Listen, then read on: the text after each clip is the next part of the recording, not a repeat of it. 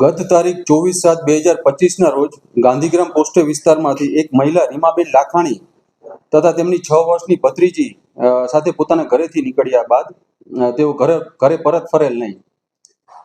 તેમના પરિવારજનો દ્વારા તેમની શોધખોળ કરવામાં આવેલ હતી, પણ તેઓ સફળતા મળેલ ન હતી તેઓને. જેથી 25/7/2025 રોજ તેમના પિતા રિયાઝભાઈ લાખાણી દ્વારા તેઓની ગાંધીગ્રામ પોસ્ટેમાં ગુમ જાણવા જોગ નોંધવામાં આવેલ હતી.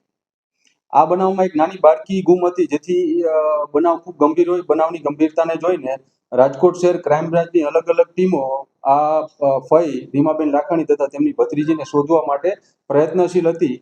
ત્યારબાદ ટેકનિકલ સર્વેલન્સ તથા હ્યુમન ઇન્ટેલિજન્સની મદદથી એક ભાળ મળી હતી કે તેઓ એમપીના ધાર જિલ્લાના બદનાવરમાં છે.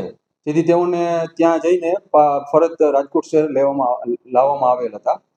અહીંયા લાવ્યા બાદ જ્યારે રીમાબેન લાખાણીનું આ બાબતે નિવેદન લેવામાં આવેલ, ત્યારે તેમને જણાવેલું હતું કે 24/7/2025 રોજ જ્યારે તેઓ તેમની ભત્રીજીને લઈને રેસકોર્સ ગયા હતા, ત્યારે કોઈ અજાણ્યા શખ્સ દ્વારા તેમની ભત્રીજીના ગળે ચાકુ રાખીને તેમનું તથા તેમની ભત્રીજીનું અપહરણ કરવામાં આવેલું હતું.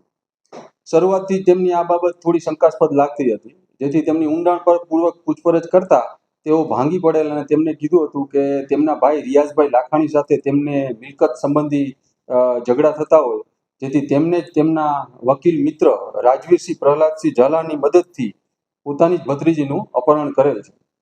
અને આ બાબતે આ રીમાબેન લાખાણી તથા રાજવીરસિંહ વિરુદ્ધ પ્રનગર પોસ્ટેમાં સંલગ્ન BNSની કલમથી ગુનો પણ દાખલ થયેલ હતો.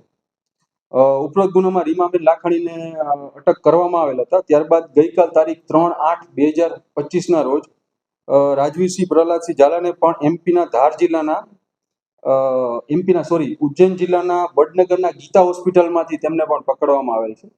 અને ત્યારબાદ તેમને આજે રાજકોટ લાવીને તેમની પણ અટક કરી પ્રનગર પોસ્ટે સોંપી અને વધુ તપાસ તજવીજ ચાલુમાં છે.